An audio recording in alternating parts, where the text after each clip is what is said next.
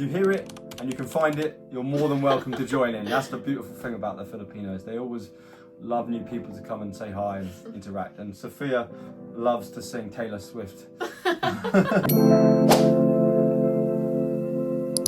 Hey guys, and welcome back to our YouTube channel. So today we're going to be talking about 12 things we wish we knew before traveling to the Philippines. Alright, point one, if you're an English speaker, you really won't have to worry too much about communicating and getting around or having a translator app. Most people have some level of English language. However, that doesn't mean you shouldn't still get involved and learn the local language. That's something we want to really do this time around, starting with Tagalog. Point number two, they actually have different times of the year when they'd advise to go to different areas within the Philippines. Some areas are more synonymous to have rain at certain times of the year, or some of the more natural occurring events like typhoons and things like that. So try and look in advance. It's hard to exactly say all the different points, but there is a wet and a dry season typically. We were there in the wet season and the dry season. Both are lovely, both have their merits. For example, the dry season, you have a lot more tourists, a lot less rain, a lot less sort of the natural occurring weather phenomenon like the typhoons or things like that. However, on the wet season, there is also less tourists. If you want to have a bit more, open beaches, less queues for things, but it is a bit sporadic with the rain. But something to note, when it does rain, it doesn't just rain for days and days on end. It's like a sudden downpour of rain, really, really hard, and then it's over after like an hour. I would say it's unpredictable. Like, it can rain, but then it's sunny. So we've traveled in wet season and we had pretty good weather. So yeah, I would say don't be put off traveling in the wet season. Yeah. Point number three is, how do you actually get around in the Philippines? So in the cities like Manila and Cebu, we like to use Grab. This is an app that you can use. They have this all over Southeast Asia. So you can just get taxis and order them really easily. And then when you're on the islands, the main mode of transport is a tuk-tuk or tricycle. And also you could hire a scooter in the islands as well. Yeah, so sometimes it's quite, if you get a charismatic taxi driver or tuk-tuk driver, they can ask you about what your trip's like, where you're going to, and it's nice. You can have like your first cultural exchange experience, usually with the taxi driver. Sometimes they just don't want to talk. I'm sure it's a hard job, long hours, you see a lot of people, but try and ask your taxi driver some questions, get to know them, and quite often they become like a really fun interaction you can have with the locals there. So point number four is to book all of your domestic internal flights in advance. The flights that you have to book to get to each island, because these can book up really quickly and also be quite pricey, especially the ones to Palawan. They can be really pricey and get booked up. So I would say book them in advance if you can, or if you don't really know your schedule, then I'd say just be flexible with it, because each day can be a different price. So although we say to book your domestic flights in advance, you definitely don't need to book ferries in advance. You can typically, sometimes we've just turned up to the port and booked then and there, or if you do want to book in advance, we use a website called 12Go Asia or 12Go Asia, and you can find all of the ferry options and all of the boat options on there. And point number five is to do with booking accommodation. So when we were traveling in the Philippines, we like to stay in typically a mixture of accommodation from hostels, homestays, hotels. Two places that come to mind that were really great. There's an area near El Nido in Palawan called Daracotan Island. The resort is called the Isla Experience. Beautiful tropical island. They've got this great snorkeling spot, probably the best snorkeling spot I've seen. They've got clownfish, I saw a lionfish, just lots of corals, big starfish around this shipwreck area. It's the most serene tropical island you can imagine. It's a little bit more of a chill out area in terms of there's no shops, no big buildings, just bamboo huts. And that's called the Isla Experience on Daracotan Island. Check it out. So the other place was called Coco Farm, which is in Panglao in Bohol. Rated one of the best hostels in the whole of the Philippines, actually. Have this thing called family dinner every night, which is you get together with all the other people in the hostel and you go out to different restaurants for food and dinner. And they're really great at putting together an itinerary of, on Monday, we'd recommend you do this, this and this.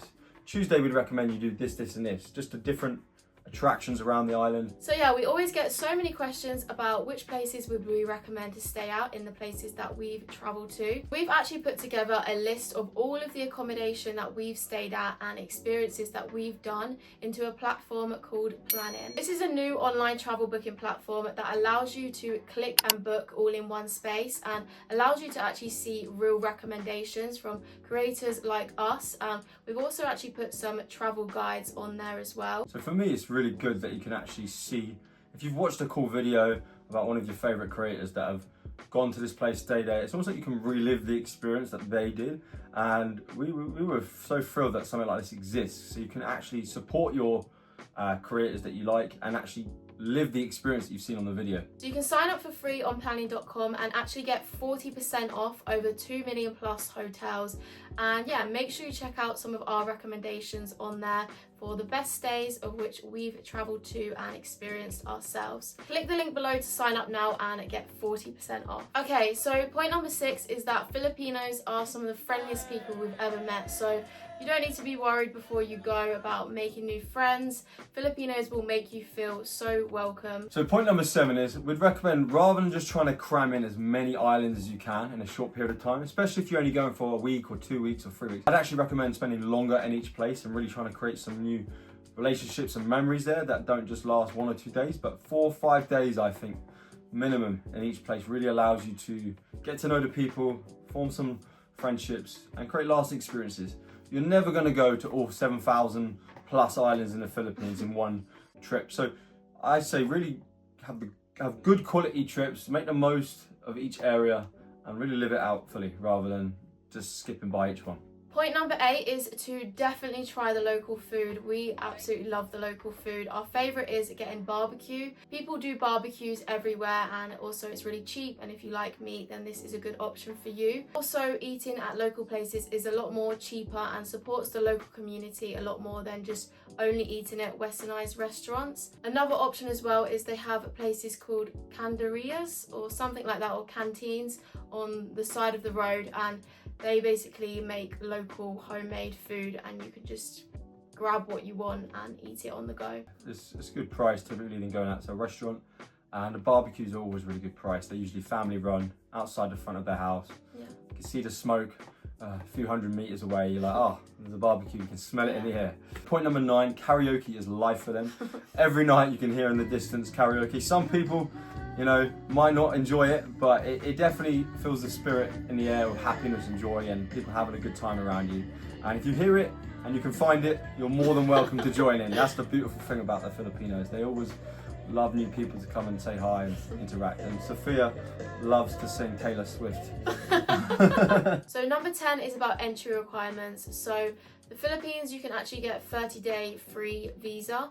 So you don't need a visa if you're only going for 30 days, and I think that's from most countries. We're from UK, so you get a 30-day free visa. And in terms of the requirements, you just need to fill out a e-travel health form, which is on the official Philippines immigration website before going. Number 11, I'd say my top few islands of visit. It's hard to pin it all down, but off the top of my head, you've got Coron, Camaguin, Bohol and El Nido. We loved all 4 of these islands. They've all got a different vibe.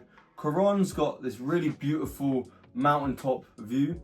The beaches that we went to around weren't like the beaches that you'd sunbathe on and chill out at the beach, but they had such great limestone and the cliffs and the lagoons. Yeah, good market and things like that. What do we love about El Nido? El Nido had a bit more of a best beaches. Best beaches, but a lot more sort of a party holiday sort of vibe. You know, people that are coming from abroad to have a good time. It's a little bit more developed. And Bohol had a good mixture of both. Lots of beautiful beaches, waterfalls. They had a Lona beach, which was the more sort of westernised with the McDonald's and the Jollibees and things like that, and all the other Western things. Jollibee's not Western. They had a mixture of everything. Yeah, but in Panglao, they also had a bit more of like a chill, easy sunbathe life, waterfalls, nature. A little bit less sort of party town. Then Camaguin I found to be really unique. The volcanoes all around made it really unique, and it's just a different vibe, I'd say there. I'd say it was And beautiful sunsets as well. Yeah, the best sunsets, I'd say. And number 12, the last point, is that cash is king in the Philippines. So if you're coming to the Philippines, make sure you have some cash out before you go. And also on the islands, there are ATMs all around. But yeah, we didn't ever use card in the Philippines. It's always cash. There are some establishments that do take card, but I'd say always try and have more cash than you think you'll need. Typically, depending on the place we went to, if we went to more of like a fancier restaurant, me and Sophia would try and aim for about 1,000 pesos for 3 meals. So we'd get one main meal each and one main meal to share, plus one drink each. And if it came to around 1,000 pesos, this is in the sort of Bohol, Panglao area, that's a good sort of price. But you can literally get a whole chicken on the side of the road from Mama's chicken or something like that. Maria's chicken, and literally like 250 pesos. So we've seen chicken, whole roast chicken, all the way from 210 pesos all the way up to 375 pesos. Yeah. So somewhere between 200 and 350 pesos is good to pay for a whole roast chicken. You've got some that are smaller than others, some that are bigger. Obviously a whole roast chicken would be to share as well, so. Anyway, we really hope you guys enjoyed this video, and I hope that it helped you if you're thinking of traveling to the Philippines. And remember to give it a big thumbs up if you did enjoy it, and comment down below. What should they comment? Comment down below your favourite island that you'd like to visit most in the Philippines. If you've been there or you'd like to be there, let us know which one it is. Make sure you subscribe, and we will see you in our next video. Next video, you're not going to want to miss. We've got some exciting stuff coming in. Click the bell notification to get notified when the next video comes out. See you guys.